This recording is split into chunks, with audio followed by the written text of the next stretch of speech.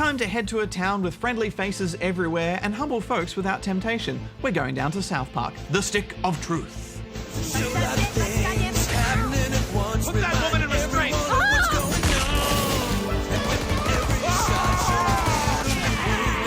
Oh, there you are, Doctor!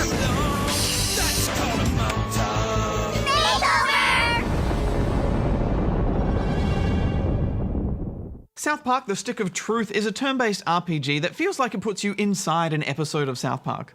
In fact, the moment you step into this game, it's a bit of a surreal experience. It's like you're stepping into a South Park simulator.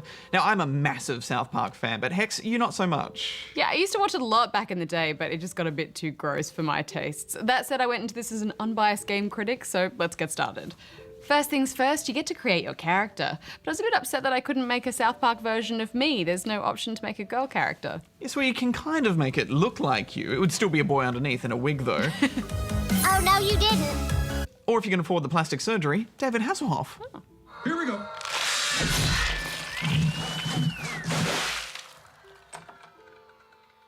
Oh, that looks nice. Big improvement.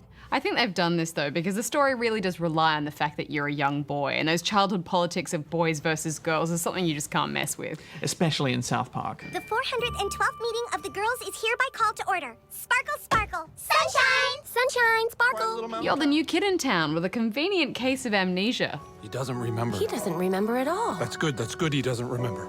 And silent protagonist syndrome. What's your name? He doesn't talk, Elf King. He thinks he's hot shit or something.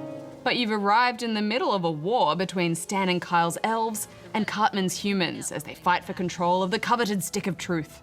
Cartman wastes no time in recruiting you into his humans and letting you pick a class and name. We welcome to our kingdom, Douchebag the Fighter. Hooray! Then you're free to explore the town and do quests at your own pace. It's a fairly small map that you can just walk across in a few minutes, but it's very easy to get distracted.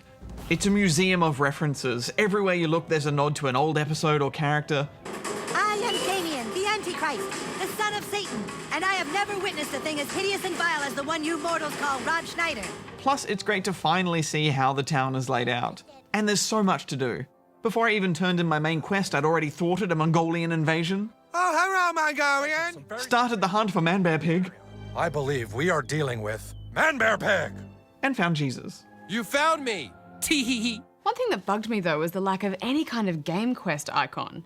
It's annoying to have to constantly check the map to see which building has a quest in it. Just a little sign or an arrow above a door or something would have been nice. Yeah, that was a bit fiddly. We won't spoil any more of the story by talking about it, but we should point out that it is a fairly linear journey. There's no big branching paths. You'll be offered a few choices along the way, but none of them have any long-lasting consequences, which is a bit of a shame. If you betray us, we'll tell everyone you're a butthole. It's a good story, but you'll see almost everything in one playthrough, though. I found the combat system fun and surprisingly deep. Watch and be amazed. There once was a maiden from Stoneberry Hollow. You usually get to have a companion with you, each with their own strengths that make them useful in different situations. You have your main melee and ranged attacks, a few special abilities which cost PP. Using your ability takes power points, or PP for short. PP. If you have a fucking better name for them, then fucking say it, Clyde. Fucking asshole. And eventually you'll master magic and the power of the dragon shout.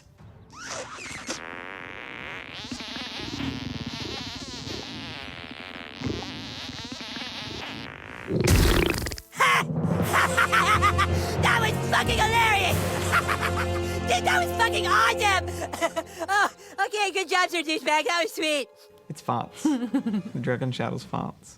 For every attack or defense move, there's a small flash where you have to hit a button in order to deal maximum damage or successfully block an attack. And you really have to nail them. If you mess it up, your attack can do as little as 1 point of damage. They take quite a while to master, but I really like this mechanic because it just stops it from being a passive experience. Yeah, I mean, they're simple, but there's so much variety in the attacks and animations that I never got tired of them.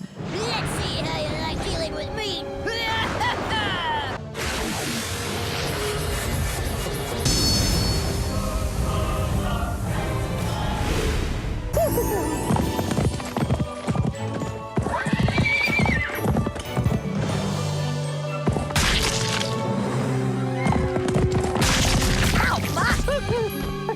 It's also pretty important to use attacks that inflict debuffs on your enemies. A Rochambeau attack, for example, can gross out everyone, causing them to throw up and take a big hit of damage each turn. Add in some attacks that stack bleeding or fire damage, and you can make quick work of tough enemies.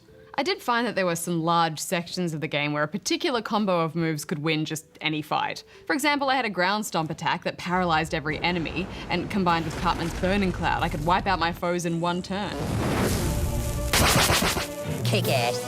So that meant the combat got a little bit tedious for me at times. Yeah, but it's never long before they force you to change companion, or you'll have to do a fight solo, or they'll just throw a really tough fight your way to make you mix up your tactics.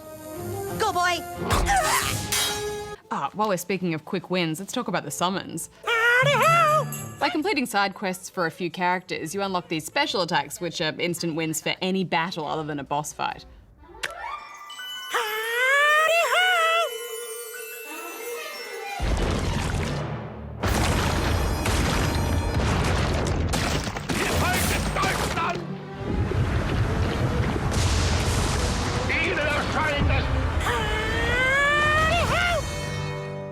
Yeah, these are great. You can't use them all the time, so they're a bit of a rare treat to behold. I have to say though, Hex, using Mr. Slave to take out a group of Nazi zombie ginger kids was pretty full on. It's that kind of thing that takes it a little bit too far for me personally. I don't think we can even show that, Barjo. In fact, I don't think we can even recreate that with figurines. Yes, I think it wouldn't be South Park if they didn't disregard the whole concept of good taste, and you have to go into the game expecting that. It doesn't mean you have to like it, but I think you have to expect it. I did think it was a bit annoying how even after you've unlocked a summons, if you use it, you have to go back and talk to that character the next day to unlock it again. I mean, that just seems like pointless busy work. Yeah, it was a bit odd. While we're talking about stuff that can't be shown, there are 8 scenes which have been censored for the Australian and European versions of the game, and they deal with interactive mini-games along the lines of anal probing and some other pretty full-on themes. But instead of having the jokes cut completely, we get this. A crying koala and text describing the scene. I haven't seen the uncensored version, but I actually think this censored joke is pretty funny. Yeah, I mean, the text description and my imagination was enough to get that joke across without me having to play the minigame. Moving back to the combat though, I always love it when there's so many ways to win a fight by using the environment. I mean, it almost adds a little bit of puzzle solving to the fights. It's nothing too tricky, but you always feel clever when you spot the opportunity. I like the clever integration of social networking with this game. There's lots of little jokes there popping up all the time.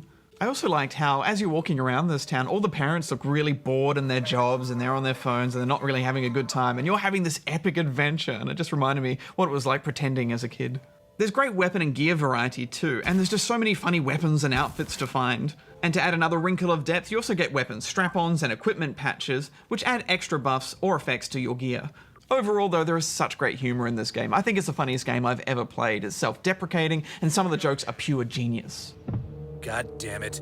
I'm so tired of Nazi zombies. It's so overused. I just really struggle with this because Matt Stone and Trey Parker's particular brand of humour sometimes can just be so clever, but then other times it's just abhorrent. That's what I like about it though, you know, it's risky comedy, and when it does hit, it hits so hard that it makes it worthwhile. Nothing is safe or sacred.